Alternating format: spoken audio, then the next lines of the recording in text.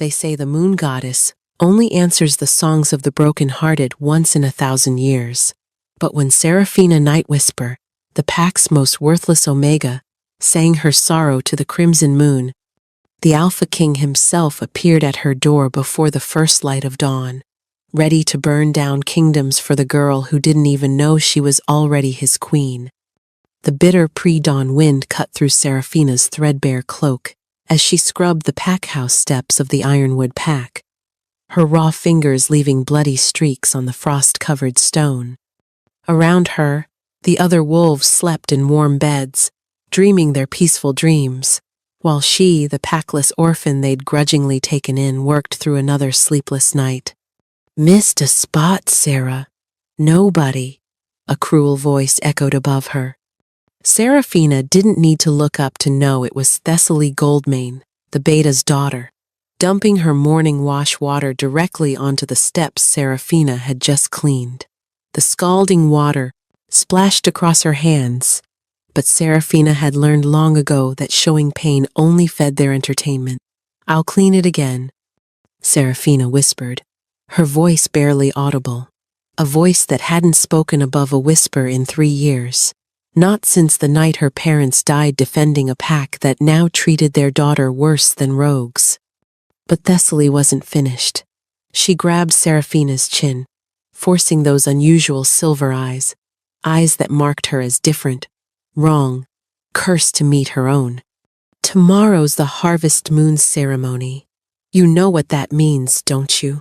Seraphina's heart clenched. Of course she knew.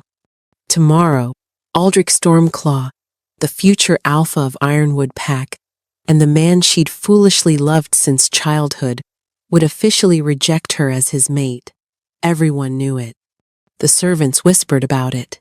The warriors placed bets on how quickly he'd say the words. "He's going to choose me," Thessaly continued, her perfectly manicured nails digging into Seraphina's jaw. "And when I'm Luna, the first thing I'll do is cast you out, but until then..." She released Seraphina with a shove that sent her sprawling into the dirty water. "You'll scrub every stone in this packhouse until it gleams." As Thessaly's laughter faded into the packhouse, Seraphina remained on her knees in the frigid water. Something strange, stirring in her chest. Not the familiar ache of humiliation, but something else. Something that felt like music. She pressed her hand to her heart, alarmed. She hadn't felt music there since she was barely a year old, the night her mother died defending the pack, when her mother's last words were, "Your voice is your power, little moon singer. But promise me never sing where they can hear you. Never sing until you find the one whose soul echoes yours." But who would ever echo someone like me? Seraphina thought bitterly. Seraphina. The packhouse doors burst open, and Aldrich himself stood there, his massive frame blocking out the light from within. Even at dawn, even covered in dirty water, her traitorous heart still skipped at the sight of him, 6 feet 4 inches of carved muscle, jet black hair, those storm-gray eyes that had once looked at her with kindness when they were children, before her parents died, before she became nothing. "My study, now," he commanded, not even looking at her directly, as if she were beneath his gaze. Seraphina struggled to her feet, water dripping from her tattered dress. As she followed him through the packhouse, she caught her reflection in a mirror, pale skin made paler by exhaustion, those cursed silver eyes that marked her as an anomaly, long midnight hair that she kept hidden under a servant's cap. She looked like what she was, nobody. Aldrich's study reeked of authority and power. He sat behind his massive oak desk while she stood, still dripping, on his expensive carpet. "The ceremony is tomorrow," he said without preamble. "You know what needs to happen?" Her whisper came out cracked. "Yes, Alpha, future Alpha," he corrected sharply.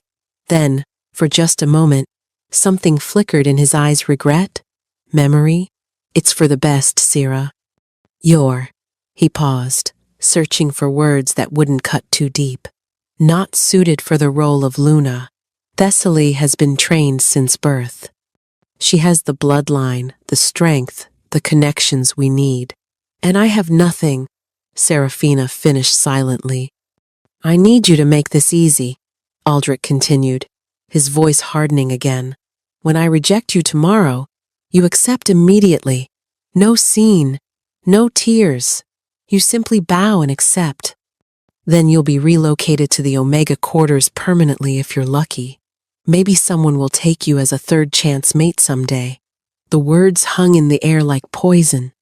A third chance mate, the absolute bottom of their society, mated only after someone had lost two mates already, usually to an old wolf who needed a caretaker, not a lover. Do you understand? His alpha command rippled through the words. Yes, future alpha. Good. You're dismissed. And Sarah? He called as she reached the door. Wear something decent tomorrow. I don't want the other packs thinking we mistreat our Omegas. The irony of his words followed her out. As Serafina stumbled back to her cramped quarters in the packhouse cellar, that strange music in her chest grew stronger, like something wild clawing to get out. She collapsed onto her thin mattress, and for the first time in 3 years, she felt the overwhelming urge to sing. No, she told herself. You promised, Mother.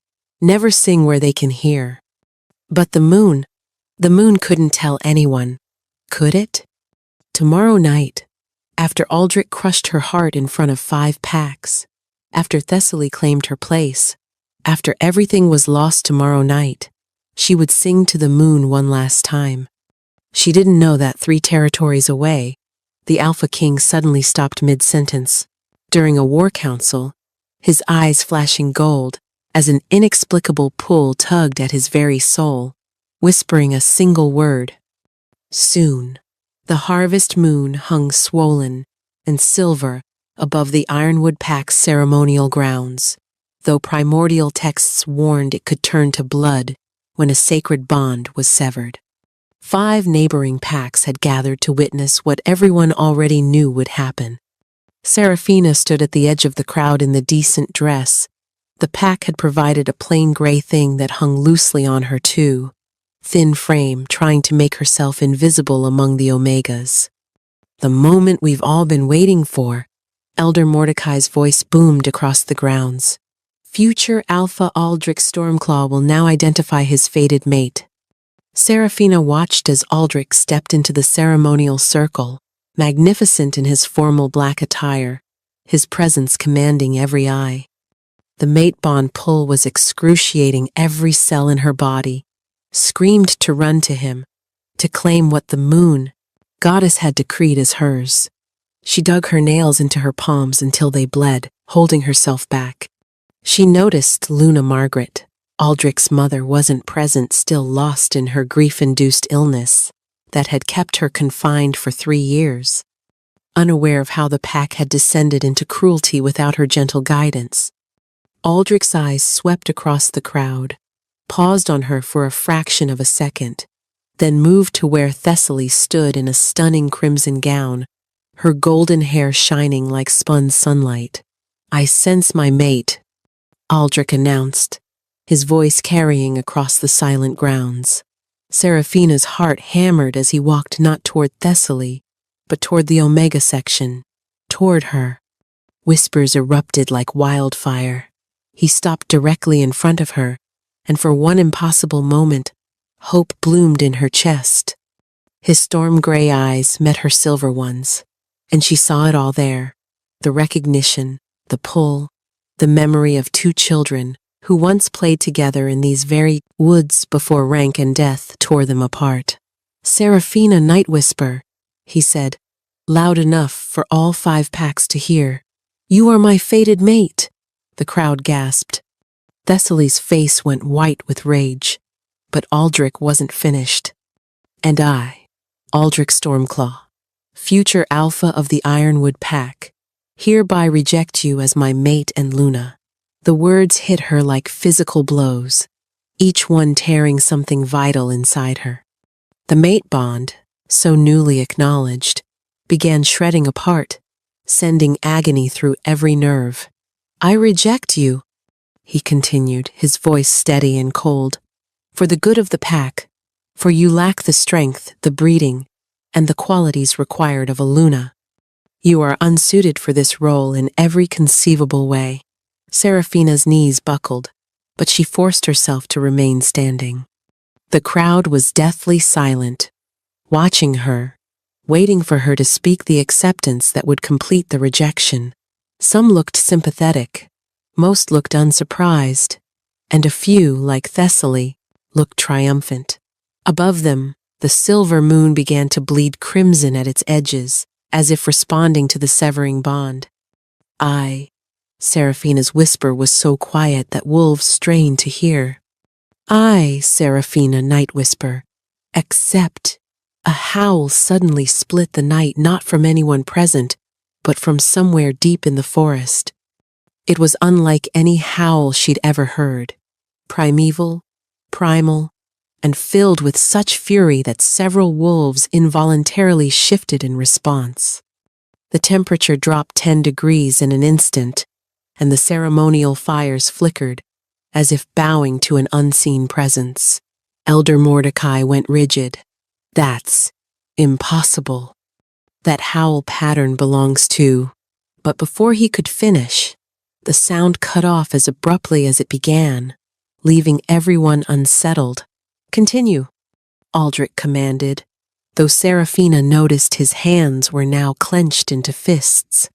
"I accept your rejection," Serafina finished, and the moment the words left her lips, the bond snapped completely. The pain drove her to her knees this time, and no one moved to help her. Above, the moon turned fully crimson, bathing everything in blood-red light. Aldrich immediately turned to Thessaly, not sparing Serafina another glance. "Thessaly Goldmane, I choose you as my chosen mate and Luna of the Ironwood Pack." The crowd erupted in celebration as Thessaly flew into his arms, their kiss passionate and performative. But Serafina heard none of it over the roaring in her ears, saw nothing through the tears she refused to let fall. Somehow, she made it to her feet. Somehow, she walked through the celebrating crowd, their revelry a blur around her. She heard fragments, knew it would happen. Omega thinking she could be Luna. Better this way. Where's she going? She didn't stop walking until she reached the highest hill outside Pack territory, where a primordial white oak stood alone beneath the blood moon. This was the place her mother used to bring her as an infant, the place where she'd first learned she had a voice that could make the stars weep. The music in her chest wasn't asking anymore. It was demanding, clawing, fighting to get out. Serafina looked up at the crimson moon, opened her mouth, and for the first time in 3 years, she sang. The first note that emerged wasn't a whisper, but a crystalline sound that seemed to make the very air shimmer. It was wordless, pure emotion given voice, grief, betrayal, loneliness, and underneath it all, a longing so deep it could crack mountains.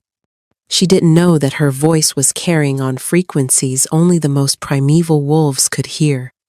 She didn't know that across 3 territories, the Alpha King Zephyr Shadowmourne had just shattered a wine glass in his hand, his eyes blazing gold, as that pull in his soul became a roar. She didn't know that she was singing the oldest song in creation, the song of a true mate calling to their other half. She only knew that she couldn't stop. The song poured from Serafina like blood from a mortal wound, each note painting silver streams in the air that only she could see. She sang of mothers lost to protecting ungrateful packs, of fathers who died as heroes but were forgotten like villains, of little girls who once believed in fairy tales before learning they were meant to be servants, not princesses. She didn't notice when the forest went completely silent. No crickets, no owls, nothing daring to compete with her voice. She didn't see the figure materializing from the shadows until he spoke. Stop. The command hit her with the force of an avalanche. Not an alpha command, something infinitely more powerful. Her voice cut off mid-note, and she spun around to find a man standing 10 feet away, except he wasn't just a man. He was death given form, power made flesh, standing at nearly 7 feet with ink-black hair that seemed to absorb moonlight. His eyes weren't just gold, they were molten, primordial, burning with an intensity that should have terrified her. He wore all black, but it wasn't modern clothing. It was something older, wilder, with traces of armor that belonged to a different age. But it was his presence that stole her breath. It pressed against her like a physical thing, making the air thick, electric. This wasn't just an alpha.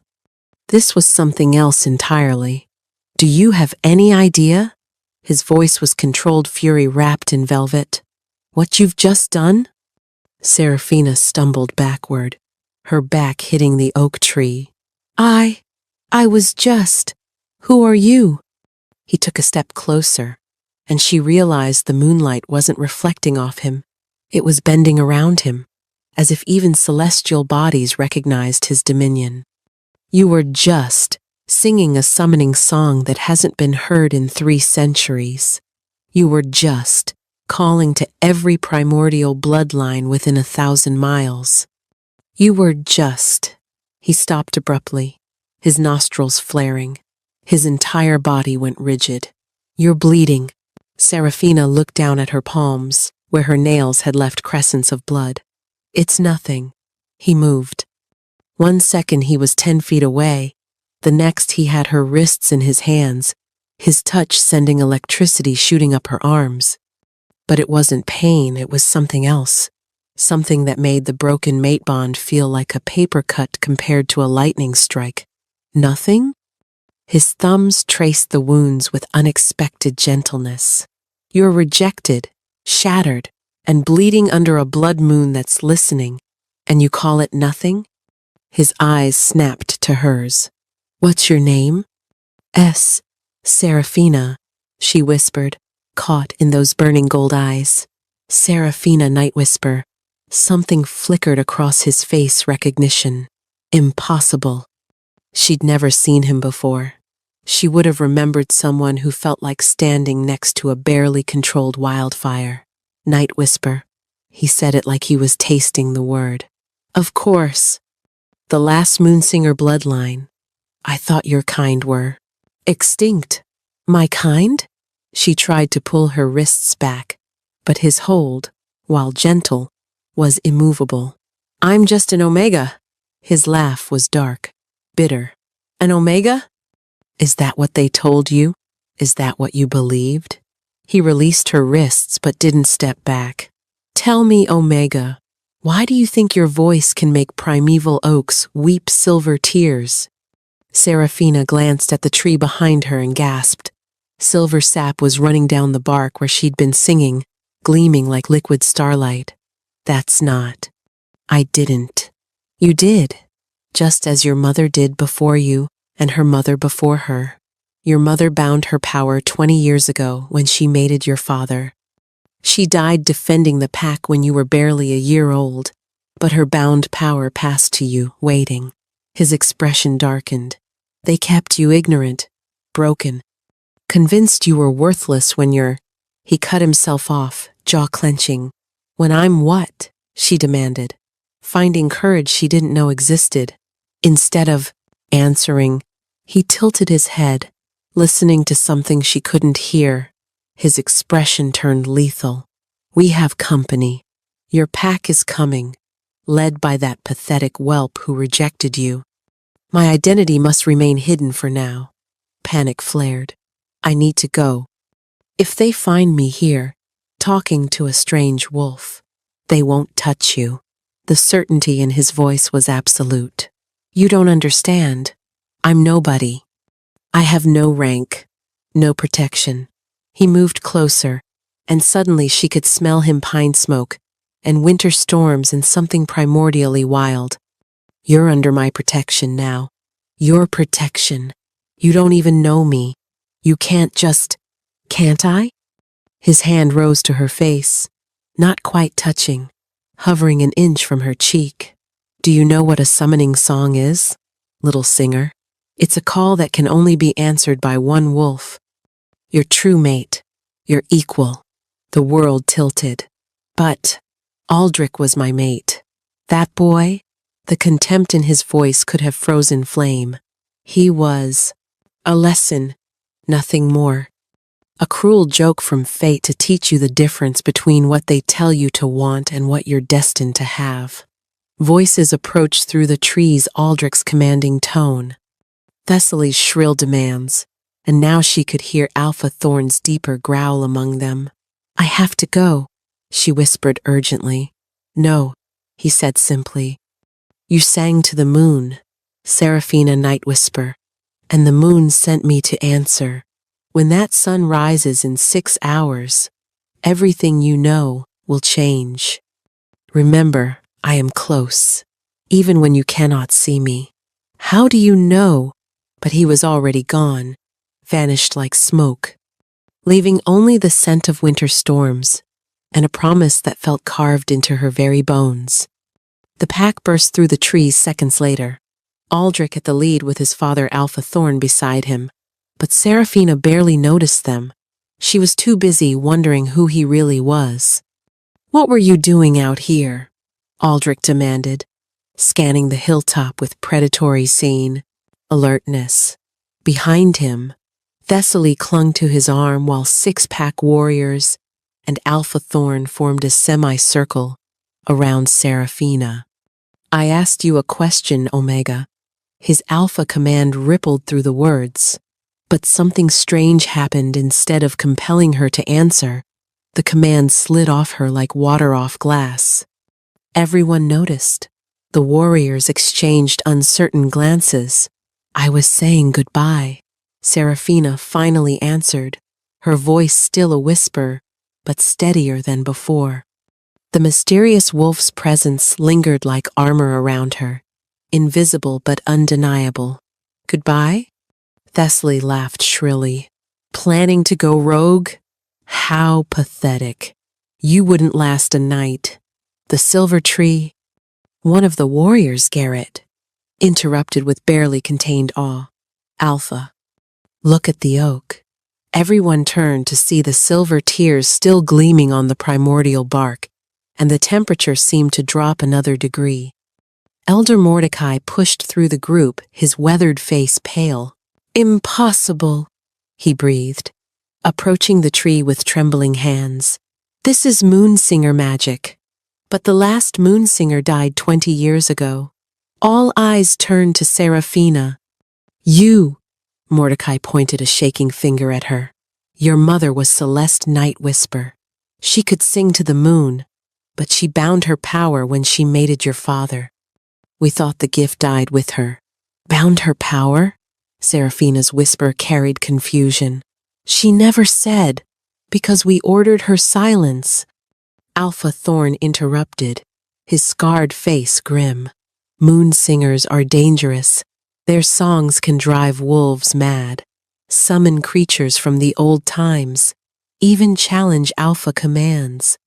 Your mother agreed to bind her gift in exchange for sanctuary. But binding requires consent, Mordecai muttered, still studying the tree. If Seraphina's power is manifesting now, the rejection, Thessaly said suddenly, her pretty face twisting with realization. Rejecting a Moonsinger breaks any binding. You, absolute fool, Aldrich.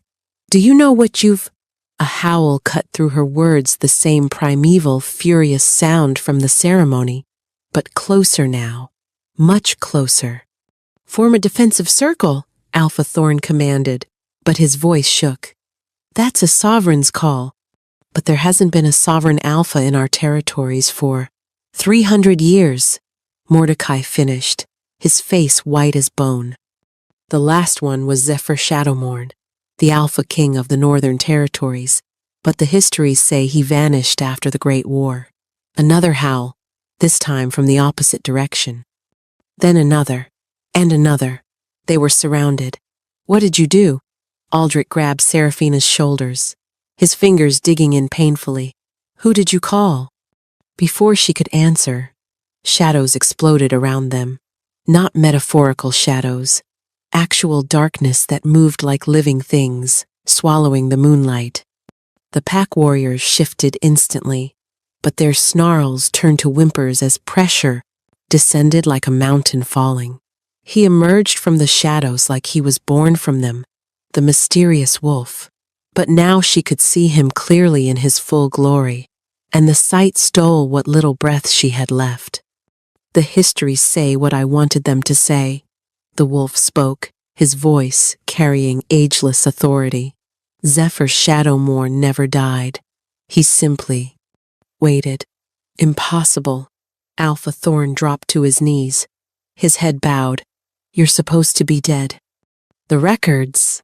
The Alpha King stood in partial transformation, neither fully man nor wolf, but something between, something other. Power emanated from him in visible waves, making the air shimmer. Take your hands off her. He didn't shout.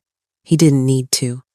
The words carried such lethal promise that Aldrich released Seraphina instantly, stumbling backward. You rejected a moon singer, your own true mate. Do you have any conception of what you've done? I didn't know, Aldrich started. Silence. The word knocked everyone except Seraphina to their knees. You knew she was yours. You felt the bond. You chose politics over the sacred gift. And in doing so, his smile was all predator. You released her from your pathetic pack's authority. She's still our Omega, Thessaly tried to protest from the ground. Zephyr's gaze shifted to her, and she screamed, clutching her head. Omega? This girl's bloodline is older than your entire pack combined. Her ancestors sang the first wolves into existence. She is royalty you're not worthy to serve. He moved to Seraphina then, his expression softening in a way that transformed his terrible beauty into something almost gentle. Are you hurt? I don't understand, she whispered, overwhelmed. Any of this. You will. He lifted her hand, studying the healing crescents on her palms. Did you know, little singer, that when a moon singer calls under a blood moon after a rejection, she can claim any wolf who answers? Gasps echoed around them. Seraphina's eyes widened. Claim? His smile was dark honey and timeless promises. You sang, I answered. By the old laws. That makes me yours, if you want me. That's preposterous. Aldrich struggled against the invisible force holding him down. She's nobody. She can't claim an Alpha King. Zephyr's eyes flashed pure gold. Watch her. But before anyone could respond, more shadows materialized, 6 wolves stepping from darkness itself, each emanating power that marked them as primordial alphas. My lord, one addressed Zephyr, though his eyes fixed on Seraphina with wonder. Is it true? A moon singer lives? Not just lives. Zephyr responded to his wolf, though his molten gaze remained on Seraphina. She sang the summoning song. Under a blood moon. After a rejection, the 6 primordial alphas went utterly still. Then, as one, they dropped to one knee facing Seraphina. What are they doing? She whispered, taking an instinctive step back, only to find Zephyr behind her, his presence a wall of controlled power, showing respect to the one who could command us all if she knew how. He murmured near her ear, his breath sending shivers down her spine. Moon singers don't just sing, precious one. They reshape reality with their voice. And a moon singer who's been rejected, whose power has been unbound. His chuckle was dark velvet. Let's just say kingdoms have fallen for less. Lies! Thessaly shrieked from where she knelt, fighting against the pressure. She's weak, pathetic. She can't even shift properly. I've seen her try. Seraphina flinched, the familiar shame rising. It was true her wolf form was small, silver white, instead of the normal browns and grays, considered defective by pack standards. Can't shift properly? One of the primordial alphas, scarred and massive, raised his head. My lord, may I? Zephyr nodded, and the alpha stood, approaching Seraphina slowly, like one might approach a sacred shrine. Little singer, your wolf isn't defective. She's pure. Moon singers don't shift like regular wolves. They become something closer to the original forms, the ones from before we diluted our blood with human weakness. Show her, Zephyr commanded softly. Show her what she is. I can't, Seraphina whispered, years of failed attempts crushing her. I've tried. You tried to shift like them. Zephyr's hand settled on her shoulder, and power flowed from his touch like liquid starlight. Try singing your wolf free instead. Singing my wolf? Your voice is your power. Everything you are flows from it. His thumb traced the curve of her shoulder blade. Sing, Seraphina. Let her out. She wanted to protest that it was impossible, that she'd tried for years, but something in his voice, in his touch, made her believe. She closed her eyes, felt for that music in her chest, and let out a single, pure note. The transformation didn't hurt. That was the first shock.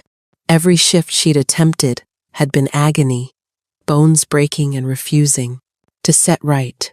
This was like becoming liquid moonlight, reforming as something that had always existed beneath her skin. When she opened her eyes, the world had shifted to sharper focus, scents and sounds crystalline clear. She looked down to see paws of pure silver white, larger and more elegant than any omegas should be. But it was the gasps around her that made her look at her shadow. Wings. Her shadow had wings. Blessed moon goddess, Elder Mordecai breathed. A lunar wolf. They're not extinct. Impossible. Aldrich had finally broken free of the compulsion, surging to his feet. His face was twisted with something between rage and regret. She's mine, my mate, my rejection to give or take back. Take back? Zephyr laughed, and the sound made trees shudder. You think you can reclaim what you so publicly discarded? Aldrich's eyes were desperate now, seeing Seraphina's true form, understanding what he'd thrown away. His wolf was howling in agony at their mistake. The rejection isn't complete. She accepted under duress. The pack laws state, pack laws? Zephyr moved so fast he blurred, suddenly standing between Aldrich and Seraphina's wolf form. I wrote the first pack laws, whelp, and they clearly state that a moon singer's mate bond, once rejected, can never be reclaimed. It's not just broken, it's annihilated. He turned to Seraphina then, his expression softening. Shift back, beloved. There's more you need to know.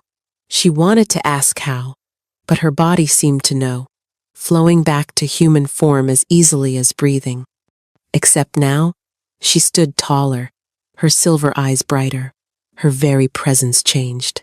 The meek Omega was gone, replaced by something luminous and untamed. Pretty tricks, Thessaly spat, though her voice trembled. But power means nothing without breeding, without training. She doesn't even know pack hierarchy, let alone how to be a Luna. Luna? Zephyr's smile was sharp as broken glass. Who said anything about her being a Luna? He pulled something from the shadows themselves, a crown of midnight black metal, interwoven with silver moonstone, primordial and humming with power. A Luna serves an alpha, he continued, his voice carrying across the hilltop. But a moon singer who claims an alpha king? She doesn't become a Luna. He stepped closer to Seraphina, the crown gleaming in his hands. She becomes the alpha queen. No, Alpha Thorn whispered, understanding dawning in his eyes. The old laws. If she claims you, if you accept, then both territories. All 7 territories, Zephyr corrected. Every pack from here to the northern wastes would bow to her song. And the High Council knows this. Their executioners are probably already on their way. They always come when old magic stirs. His attention returned to Seraphina, and for the first time since appearing, she saw uncertainty flicker in those ageless eyes. But the choice is yours, little singer. You can walk away, reject my protection, refuse the Taceria, claim, and make your own path. Seraphina looked at the crown, at him, at her former pack, kneeling in terror and awe. Or? She asked, her voice no longer a whisper. His grin was pure wolf. Or you let me kneel before the first woman in 3 centuries who could bring me to my knees with a single note. You can't seriously be considering this. Aldrich's voice cracked with desperation, his wolf's agony bleeding through. Seraphina, you don't know him. He's the Shadow King, the monster from the old stories. He's killed thousands. Only those who deserved it, Zephyr said mildly, though his eyes remained on Seraphina. And I've saved tens of thousands more. But please, do tell her more about monsters. Boy who rejected his mate for political gain. Seraphina stepped forward, her hand reaching toward the crown, then stopping. Why did you really come? You can't tell me an Alpha King appears just because someone sang a pretty song. For the first time, vulnerability flickered across Zephyr's features. For 300 years I've heard nothing but silence. Do you understand what that means? An Alpha King without a queen is half mad on the best days. But a sovereign Alpha without his moon singer? He shook his head. I stopped sleeping decades ago because the dreams were nothing but emptiness. I stopped feeling anything beyond duty and rage. Then tonight, he lifted his hand, and shadows danced between his fingers. Tonight, I heard you sing my true name. I didn't sing any names. Not with words. With your soul. Every moon singer has one wolf they're born to sing for, one soul that matches their frequency. You sang pain and loneliness and betrayal, but underneath it all, you sang recognition. You knew me before we ever met. That's impossible, she whispered. But even as she said it, she knew it wasn't. She'd felt him in her chest her whole life, a missing piece she'd tried to fill with Aldrich's cold affection. Is it? He stepped closer, the crown still offered between them. Tell me you don't feel it. Tell me your wolf isn't crying out for mine right now. She couldn't. Her wolf was practically howling, straining toward him with a desperation that should have frightened her.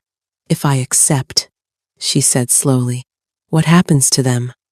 She gestured to her former pack. Whatever you decide, Zephyr replied. That's what it means to be Alpha Queen. Their fates would be yours to command. Thessaly let out a strangled laugh.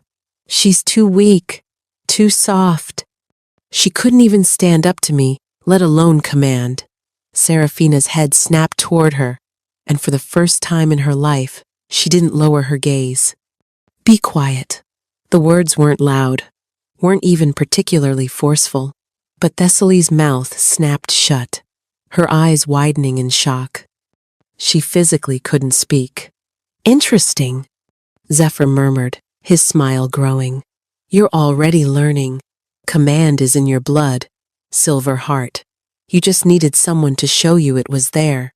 The pack would never accept it, Alpha Thorn protested, though his voice was weak, and Omega becoming queen.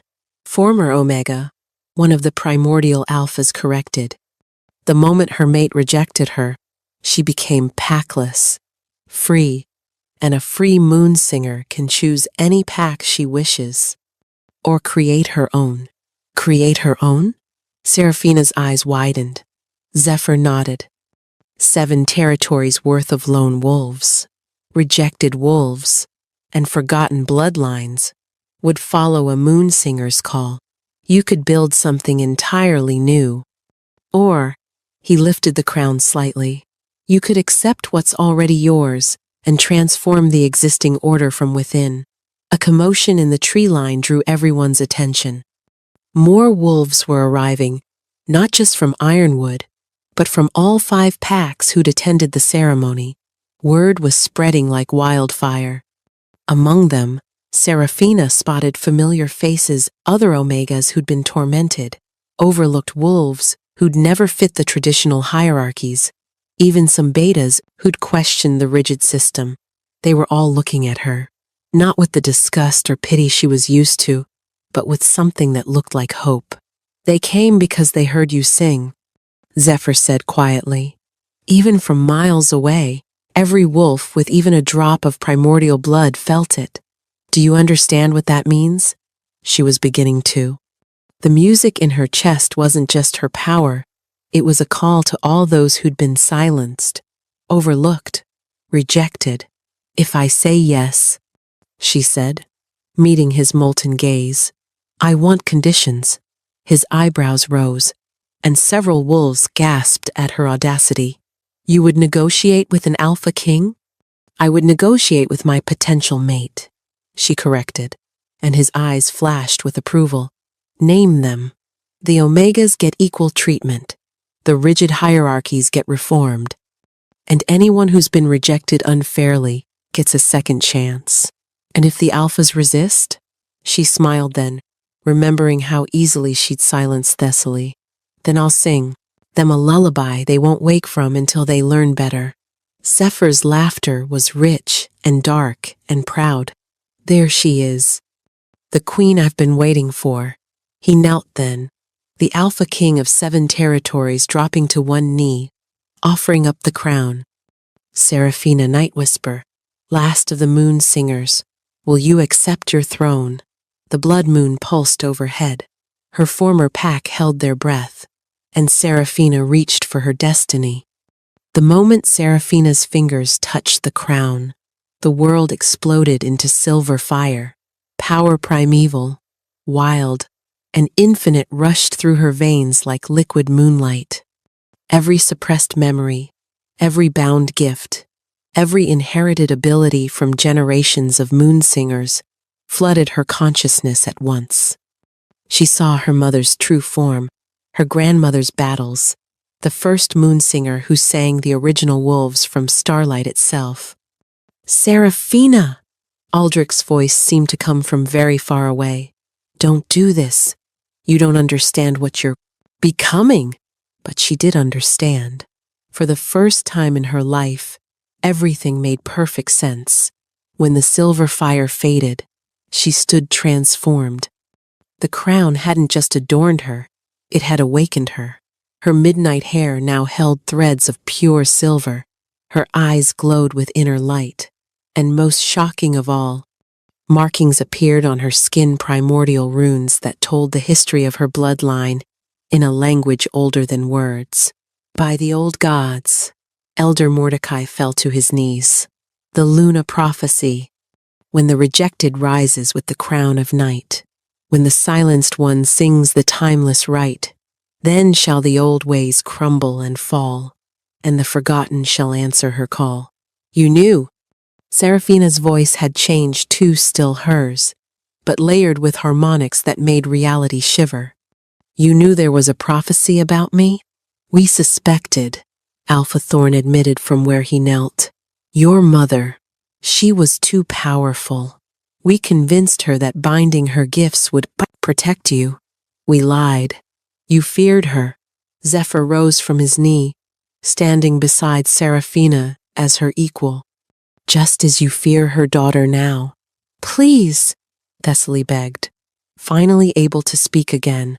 Seraphina, I'm sorry. We were just following pack tradition. Tradition. Seraphina tasted the word like poison. Was it tradition when you poured wolfsbane in my wash water?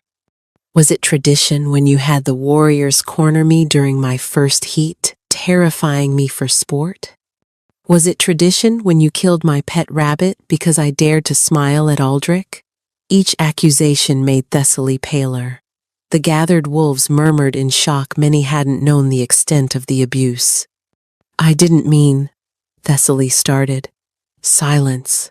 Seraphina's command rippled with such force that birds fled from trees miles away. You will speak when I allow it. She turned to address all the gathered wolves, her voice carrying impossibly far.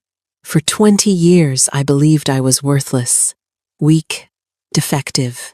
How many others here have been told the same lies? A young Omega, near the back, raised her hand, trembling. Then another, and another. Soon, dozens of wolves, not just Omegas, but smaller betas, older wolves. Anyone who didn't fit the perfect mold raised their hands. No more, Seraphina declared. The old hierarchy dies tonight. You can't, Alphathorn protested. The structure has existed for 1,000 years, and for 1,000 years it has crushed the spirits of those deemed unworthy. Zephyr interjected, his shadows beginning to writhe. I've waited centuries for someone with the power to change it. Is that why you really answered my song? Seraphina asked him. To use me for revolution? He turned to her fully, and for a moment his ageless mask slipped. I answered because I've been dead inside for 300 years, and your voice made me remember what it felt like to be alive. The revolution is just a pleasant bonus. Before she could respond, a new voice cut through the night, young, desperate, and familiar. Sarah? A small figure pushed through the crowd. It was Melody, Thessaly's younger sister, barely 16, and the only one who'd ever shown Seraphina kindness, sneaking her food when punishments meant starvation. Melody, get back, Thessaly shrieked, but the young wolf ignored her sister, approaching Seraphina with tears streaming. Is it true? Are you really the moon singer? Can you really change things? Melody, what? I'm an Omega too, Melody announced, and the crowd gasped. Mother hid it, with suppressants and false papers. She couldn't bear the shame of 2 Omega daughters. But I'm tired of pretending. Thessaly's face crumpled. You stupid girl. Do you know what you've just done to our family's reputation? The same thing you did to Sarah's heart every day for years? Melody shot back, then knelt before Seraphina. I pledge myself to the Alpha Queen, if you'll have me. One by one, others began kneeling. Not the Alphas, not yet, but the forgotten ones, the rejected ones, the ones who'd never quite fit. Each pledge made Seraphina's crown glow brighter. Aldrich watched with growing anguish, his wolf howling louder with each passing moment. This is madness! He finally exploded. She has no experience, no training, no idea how to lead. Then I'll learn, Seraphina said simply. With advisors who value wisdom over strength, compassion over cruelty. And if we refuse? Aldrich challenged. If the established packs reject your authority? Seraphina smiled, and it was sharp as winter. Then you'll learn why moonsingers were feared enough to bind. She opened her mouth and sang a single note. Every wolf, except Zephyr and his primordial guard, dropped, pressing against the earth as something primeval in their blood recognized a power older than Alpha's. When she stopped, the silence was deafening. Enough games. A new voice snarled from the forest's edge. A massive wolf emerged, scarred, primeval, and emanating malevolence. Behind him, 20 more wolves materialized, all bearing the mark of the Bloodstone Pack, the cruelest in the 7 territories. Ragnar Bloodstone. Zephyr's voice dropped to sub-zero. You dare show your face? The wolf shifted to human form, a giant of a man with dead eyes and ritual scars covering his body. I heard a moonsinger had awakened. Came to see if it was true or just another fairy tale. His gaze locked onto Seraphina with predatory interest. She's pretty enough. She'll make a fine addition to my collection. Collection? Serafina asked, though something in her already knew. Ragnar collects powerful females.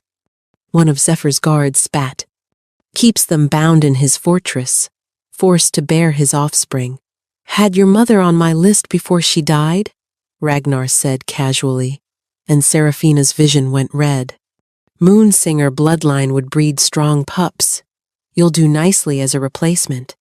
The rage that filled Serafina wasn't hot. It was Arctic, absolute, and older than mountains. When she spoke, her voice harmonized with something beyond mortal comprehension. You want me? Each word made the air crystallize. Then come claim me. Ragnar laughed and lunged with impossible speed. He never reached her. Serafina sang not a note, but a word in the first language, the one that existed before speech. Ragnar froze mid-leap, his body suspended in air as reality itself obeyed her voice. Impossible, he choked out, struggling against invisible bonds. You threatened my mother. Serafina walked closer, each step leaving frost on the ground. You've enslaved innocent wolves. You represent everything poisonous about the old ways. Kill her, his wolves howled, charging. Zephyr moved to intervene, but Serafina raised her hand, stopping him. No, they need to see. She sang again, weaving multiple notes that shouldn't exist in the same octave. The charging wolves didn't just stop. They began transforming against their will, shifting between human and wolf in a painful cycle that left them writhing. Mercy! One screamed. Like the mercy you showed your captives? Serafina's crown blazed. But I'm not you. She changed her song, and the wolves' pain ceased. Instead, they began to weep great, soul-deep sobs, as her music forced them to feel every ounce of suffering they'd inflicted on others. Please, Ragnar begged, tears streaming down his scarred face. Make it stop. The females you've captured, Serafina commanded. Where are they? Northern Fortress, 3 miles past the canyon. She looked at Zephyr's guards. Free them. Bring them here. They vanished into shadows instantly. As for you, she studied Ragnar with cold assessment. Death would be too simple. She sang once more, and Ragnar screamed as his body began to change not into a wolf, but something smaller, weaker. When the transformation ended, a common Omega wolf stood where the Alpha had been. Live as what you despised most, she declared. Maybe you'll learn empathy, though I doubt it. My queen, Zephyr murmured with dark approval. Remind me never to anger you. Before she could respond, his guards returned with 37 females, wolves, but also witches, fae, and other supernatural beings Ragnar had collected. Many were pregnant, all were traumatized, and every single one stared at Serafina with desperate hope. You're free, Serafina announced, her voice gentle now. All of you, go where you wish, or stay under my protection. The choice is yours. The Alpha Queen protects all species? A young witch asked in amazement. The Alpha Queen protects all who need it, Serafina confirmed. This is revolution, Alpha Thorn whispered. The High Council will never accept. The High Council is dissolved, Zephyr announced. Or did you forget that as Alpha King, I have that authority? A new council will be formed, with equal representation from all ranks and species. You planned? This, Aldrich accused, staring at Zephyr with dawning horror at what he'd lost. You've been waiting for a moonsinger to help you tear down the establishment. I've been waiting for her, Zephyr corrected. The revolution is her choice. I'm just here to ensure she lives long enough to make it. Serafina turned to face her former pack, and they collectively stepped back. She wasn't the Omega they'd abused anymore. She was something far more dangerous. Someone with power who remembered every cruelty. Ironwood Pack, she addressed them formally. You have a choice. Accept the new order and work toward redemption, or resist and face judgment for years of systematic abuse. You can't judge us, Thessaly shrieked desperately. You're nobody, just an Omega playing dress-up. Seraphina tilted her head. Aldrich, tell me, can you still feel where our bond used to be? He paled, his hand going to his chest. It burns. My wolf won't stop howling. That burning is your wolf? Recognizing what you rejected. It will never stop. Every time you see me thriving, every time you hear of my accomplishments, that burn will intensify. She smiled coldly. That's not my curse. That's your wolf's shame. She addressed the crowd again. Those who stand with the new order, step forward now. Melody moved first, then the other hidden Omegas. Then surprisingly, Garrett and several other warriors who'd always seemed uncomfortable with the abuse. Within minutes, 3/4 of the gathered wolves had stepped forward. The dawn comes soon, Zephyr noted, studying the eastern horizon, as the first rays of dawn painted the sky crimson, illuminating Seraphina's transformed figure. Aldrich made one last desperate play. If you're truly the moon singer of prophecy, he called out, his wolf's anguish making his voice crack, then prove it. The legends say a true moon singer can heal the soul. Broken. My mother has been catatonic since my father died. If you can wake her, I'll accept your authority. Several wolves gasped. Luna Margaret had been in a grief-induced coma for 3 years, unresponsive to healers or magic, absent during all of Seraphina's suffering. That's manipulation, Zephyr growled, using his mother's suffering. I'll do it, Seraphina interrupted, surprising everyone. But not for you, Aldrich. For her. They moved to the packhouse infirmary, a procession of hundreds now, as word spread. Luna Margaret lay still as death, her once vibrant form wasted to near skeletal. Seraphina approached slowly, studying the former Luna. Then she began to hum not a song of power, but a lullaby her own mother used to sing. Soft, gentle, full of love and memory. Luna Margaret's eyes fluttered. Seraphina increased the volume slightly, weaving in harmonics that spoke of spring after winter, dawn after the longest night. The watching crowd held their breath as color returned to the Luna's cheeks. Thomas? Luna Margaret whispered, her voice creaky from disuse. No, he's gone.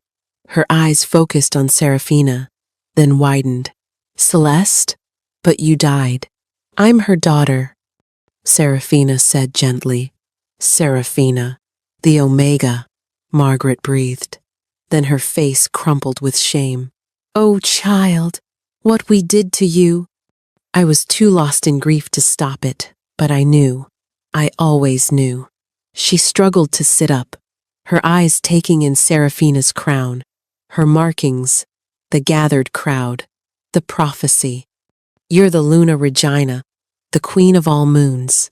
Mother, you're confused, Aldrich started. No, Margaret cut him off sharply. I'm clear for the first time in years. She turned to Seraphina. Your mother saved my life once. Did you know that? A rogue attack when I was pregnant with Aldrich. She sang them to sleep, every last one. Why did you let them bind her power then? Seraphina asked, no accusation in her voice, just curiosity. Fear, Margaret admitted. The same fear that made us diminish you. We were terrified of what we couldn't control. She looked at her son with disappointment, and that fear made us monsters. Touching reunion, a sardonic voice interrupted, but irrelevant. Everyone turned to find 3 figures in black robes, the High Council's executioners, whom Zephyr had warned about.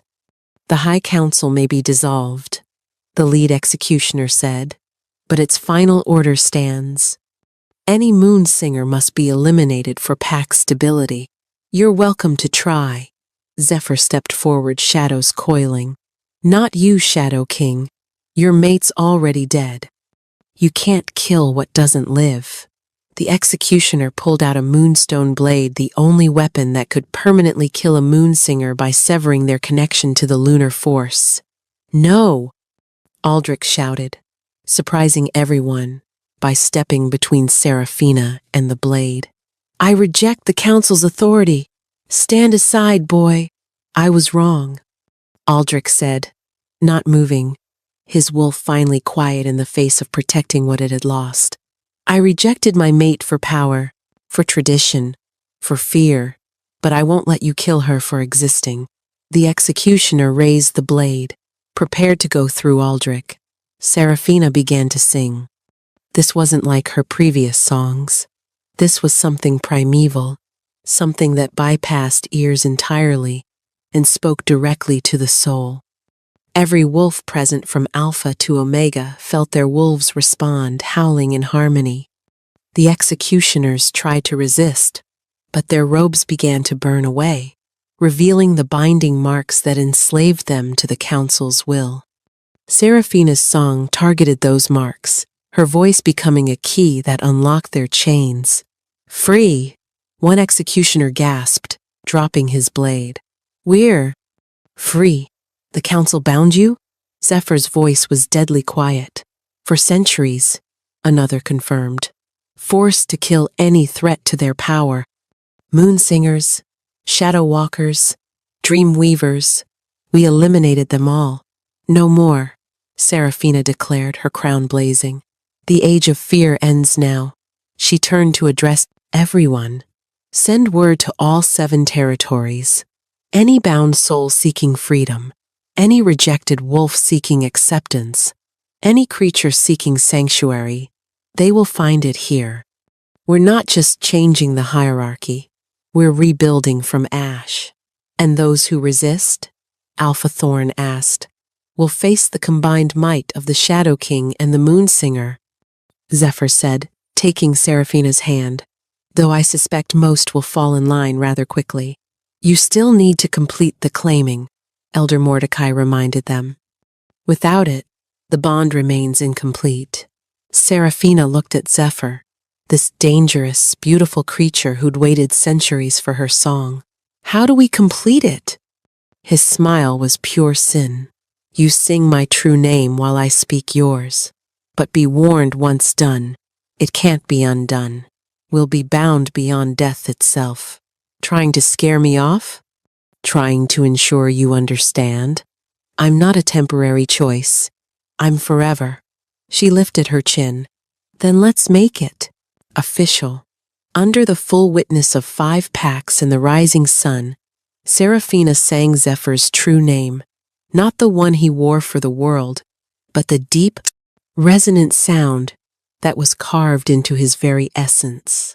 As her voice wove through octaves that shouldn't exist, shadows and light began to dance together, creating something entirely new. Kaelin Zephyr Shadowmorn, she sang, each syllable making reality ripple. Alpha of the eternal night, guardian of the forgotten, king of shadows and sorrow, I claim you as mine. Zephyr's eyes blazed pure gold as he spoke in return. Seraphina Celeste Night Whisper, last of the moon singers, voice of the silenced, breaker of chains, queen of song and starlight, I bind myself to you beyond time, beyond death, beyond the ending of all things. The moment their vows completed, the world exploded with light. Every wolf present shifted involuntarily, howling in unison as primordial magic rewrote the very fabric of pack law. Seraphina and Zephyr rose into the air, surrounded by spiraling shadows and silver light that merged into something unprecedented twilight itself made manifest. When they touched ground again, both bore matching marks, crescent moons intertwined with shadows on their forearms, glowing with subtle power. The Luna Regina bond, Elder Mordecai whispered in awe. It hasn't been seen for 1,000 years. But the transformation wasn't complete. Seraphina turned to face her former pack one last time. Aldrich Stormclaw, you rejected me for Thessaly Goldmane. That choice stands. Live with it. I know, Aldrich said quietly, the fight gone from him, his wolf finally accepting its loss. I'll spend my life regretting it. Good, she said simply. Use that regret to be better. She addressed Thessaly next. You have two choices. Serve under Melody, as she learns to lead with compassion, or leave these territories forever. Serve my Omega sister? Thessaly's voice broke. Serve your Luna, Seraphina corrected. I'm appointing Melody as the new alpha of Ironwood Pack. The crowd erupted in shocked murmurs, but Melody stood tall, her Omega status no longer a shame, but a strength. This is the new way, Seraphina announced, her voice carrying to every wolf in the 7 territories through the pack bonds. Power isn't determined by birth or brute strength, but by wisdom, compassion, and courage. Any who cannot accept this are free to leave. Some did leave about a dozen wolves who couldn't imagine a world where Omegas could be alphas. But hundreds stayed, eager to see what this new world might become.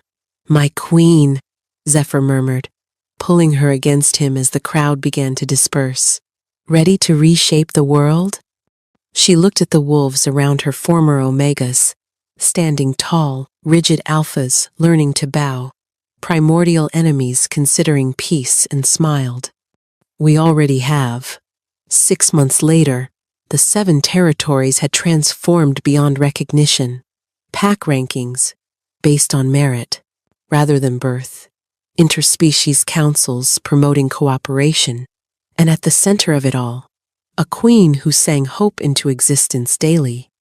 And sometimes, on quiet nights, wolves would hear 2 voices singing in harmony, shadow and starlight, power and compassion reminding them that even the rejected could rise to rule the world. The Omega had become the Alpha Queen, and her song had just begun.